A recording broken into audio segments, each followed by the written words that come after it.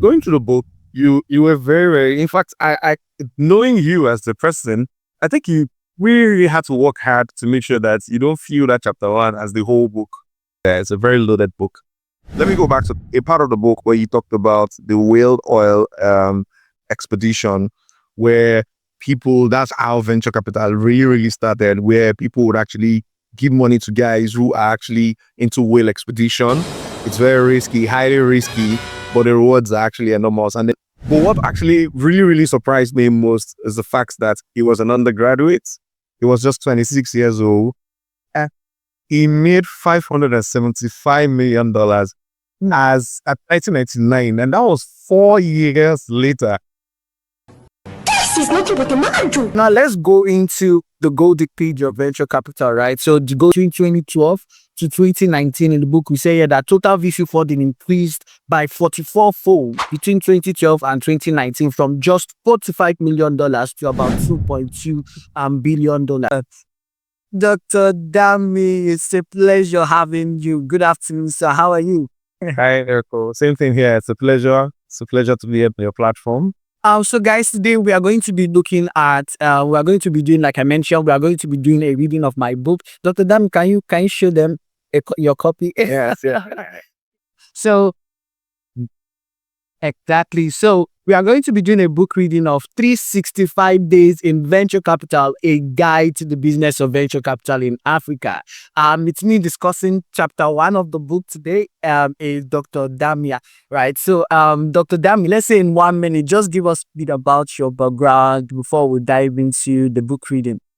Dr. Dami Adeyemi Levites. It's very simple. Had my first training as a medical doctor, went into finance. Now I'm in the tech space, trying to use both knowledge to actually drive growth and create value in Africa's ecosystem. So I currently work as a CIO of HealthCap Africa, as a fund that focuses on early stage startups. So the book is broken out into 4 different parts. So the first part is on history and then giving an introduction into venture capital. Then the second aspect is delving into the different operations within venture capital, from deal sourcing to exits and all of that. Then part 3 is more focused on emerging fund managers and presenting insights as to fundraising. And then in part 4 of the book, we now looked into contemporary issues in venture capital, right? Highlighting key areas for improvement within the space, focusing on Africa, right? So today we are going to be delving into chapter 1 of the book, and chapter 1 of the book is Venture Capital, a Global and African History. This chapter serves as a foray into the world of venture capital, tracing its history globally and in Africa. It highlights major milestones shaping its development, key players, and the undeniable impact of VC-backed companies on socio-economic development. So, Dr. Dami, based off on what you read, this part, the goal for this chapter, was it met?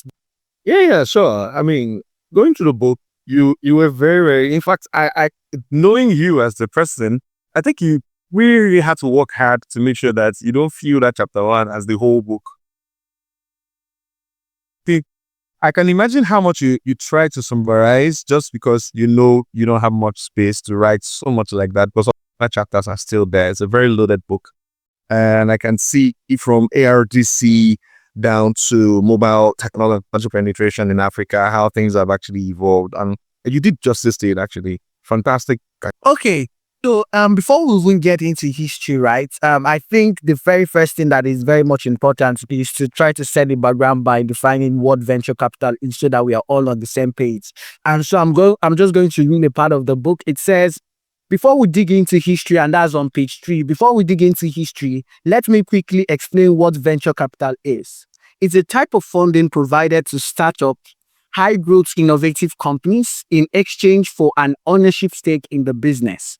Venture capitalists provide more than capital. They are value creators, closely supporting their investee companies with mentorship, network access, and other critical resources to help the startup grow and succeed.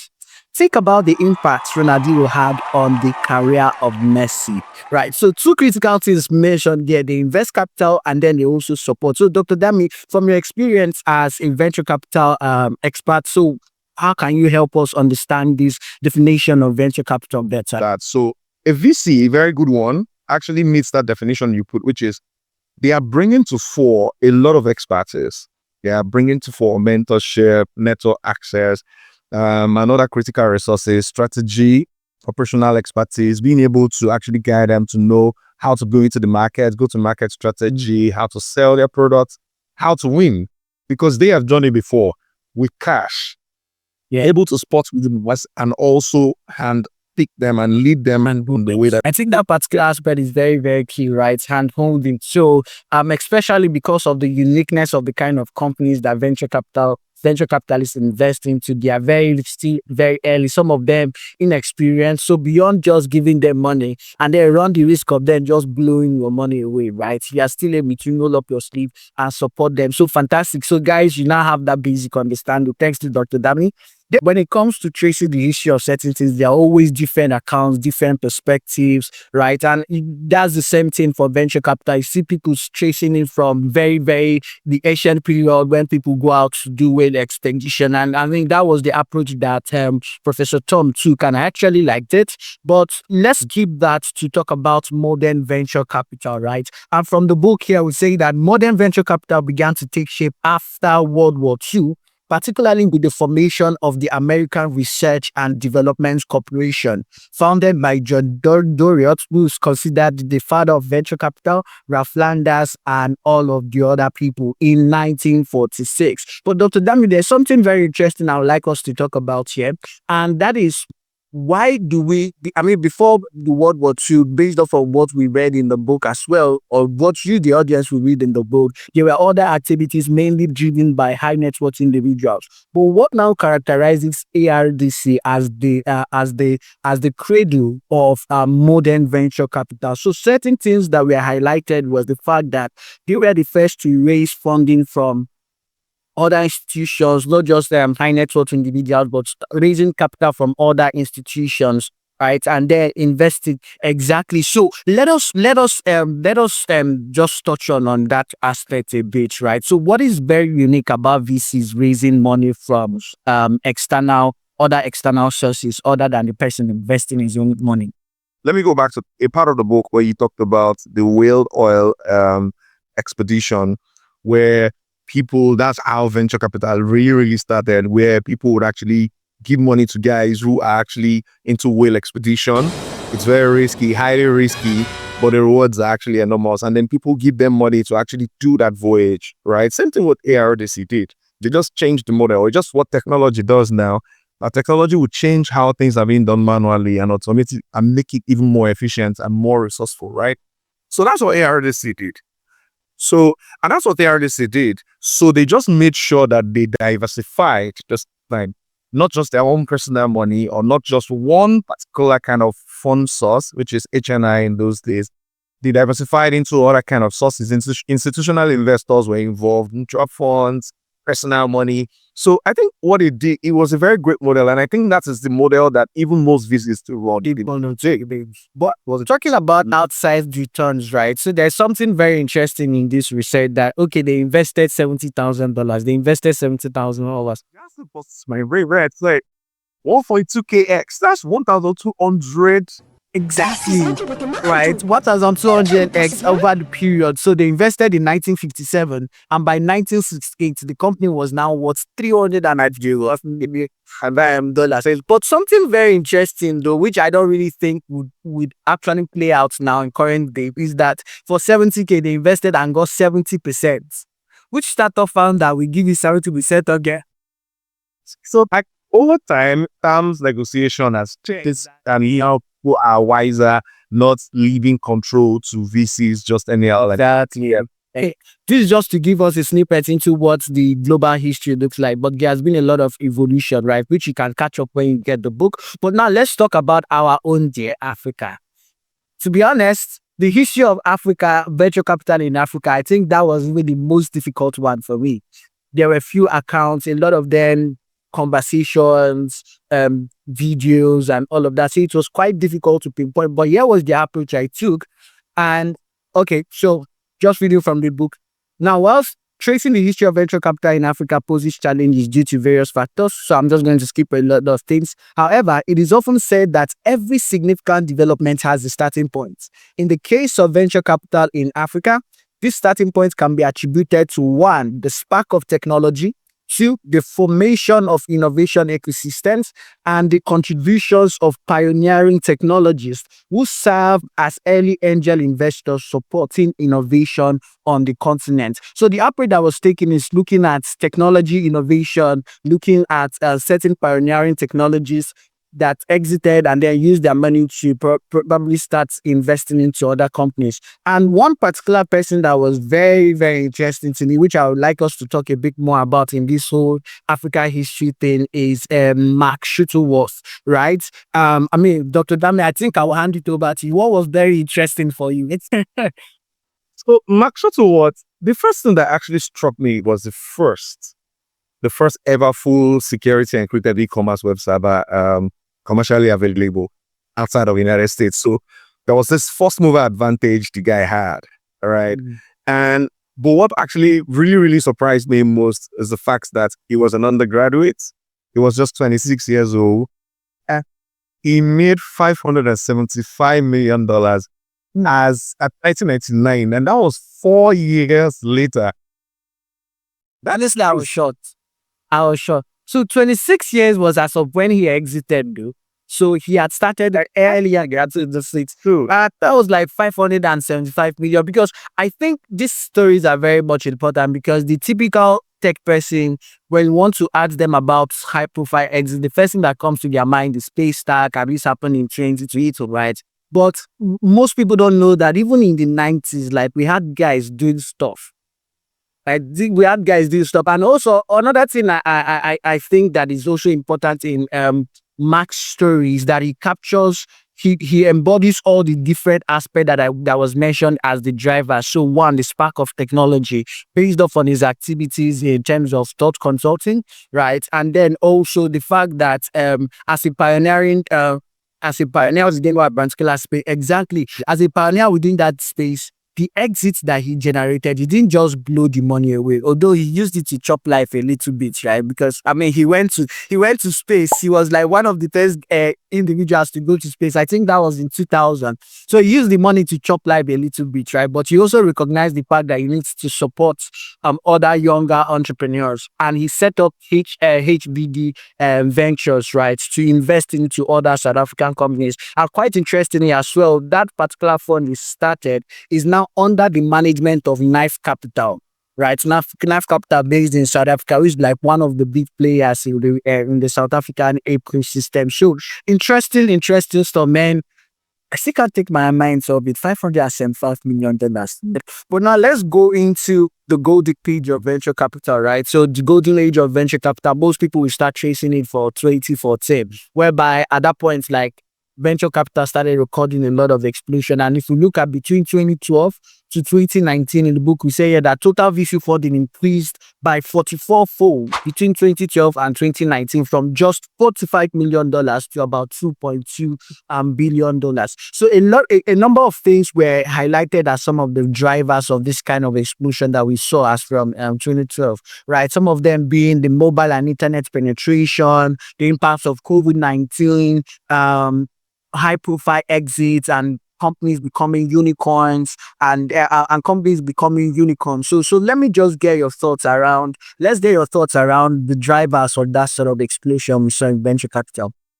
Yeah, so I think one of the major drivers for me is infrastructural development, which mobile and internet penetration, whatever we talked about, will fall on that. All right, infrastructure is a big deal. All right. A lot of things, for instance, let's bring in this Nigeria. Fintech can actually survive in Nigeria because there was initially InterSwitch. InterSwitch was fought-led by banks in Nigeria, became a unicorn, formed a very solid bedrock for fintechs to actually build their architecture. Don't have infrastructure. There are certain things that won't happen. I even feel there are certain startups that are struggling right now because infrastructure is not at top-notch in Nigeria. For instance, those who actually do food delivery, logistics.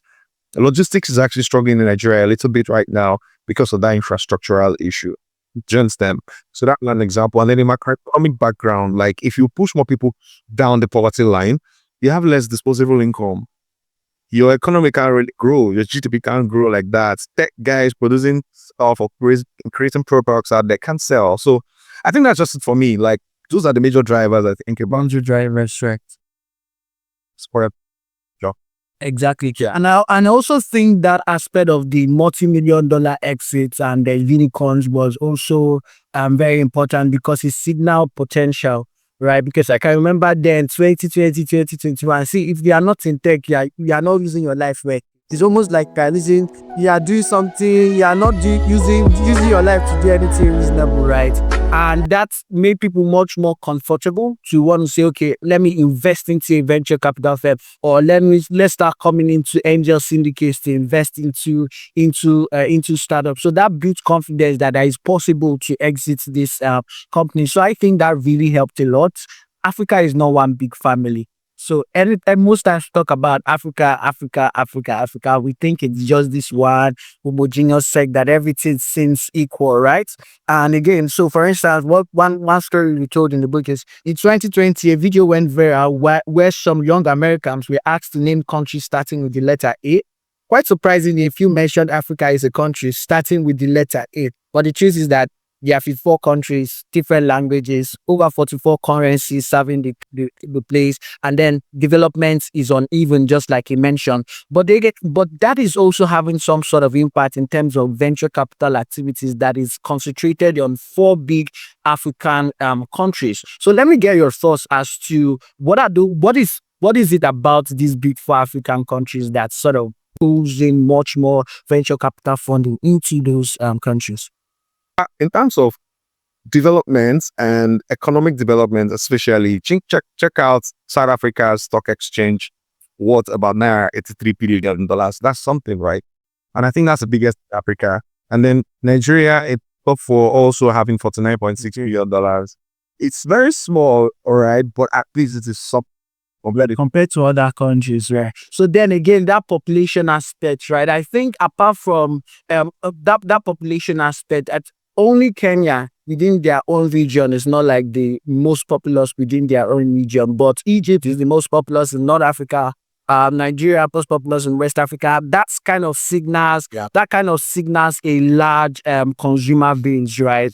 A large consumer market. And I mean, to be honest, when it comes to startup, right, a lot of it is tied to the market. So what is the market potential? What's the possibility of scaling in this particular market, right? So if the market is small, the possibilities of scaling it's quite limited, right? So that makes sense. So that particular aspect is it looks into these different nuances around Africa. But then another important aspect as we try to wrap up this particular chapter is the fact that at let's say between 2019, though we are seeing changes now, right? But a lot of emphasis was on fintech.